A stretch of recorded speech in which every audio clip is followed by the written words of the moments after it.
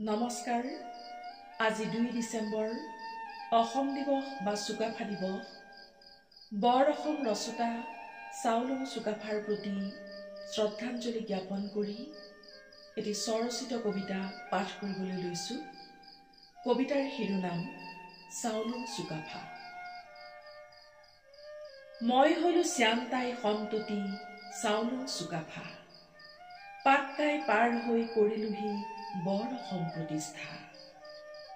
পিতৃ মোৰ চাংনেও আছিল মুংৰিমুং ৰাজ্যৰ ৰজা, মাতৃ নামে ন্যাংমুং নৰাবংশীয় অপৰাজিতা। 1228 নাংবং নৈ জিমি তিপামত মোৰ পদাৰ্পণ, আহোমৰ 600 বছৰীয়া ৰাজত্বৰ হল আৰম্ভণ।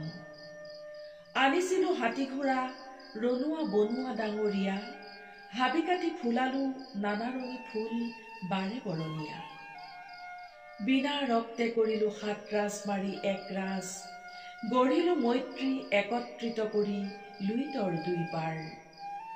সপোন আছিল মোৰ সুশোভিত অসম গঢ়াৰ, অনৈক্যৰ মাজত ঐক্যৰে জাতি গঠন কৰাৰ। উজনিত মই আৰম্ভিলো উন্নত কৃষি পাম, ৰজা প্ৰজাৰ মাজত সাধন কৰিলো সমন্বয় ভাৱ। আপোন কৰিলো ধৰ্ম সংস্কৃতি আৰু থলুৱা মাপ, জাতিভেদ এৰি যোগ্য জনকো দিলো ৰাজকীয় বাপ।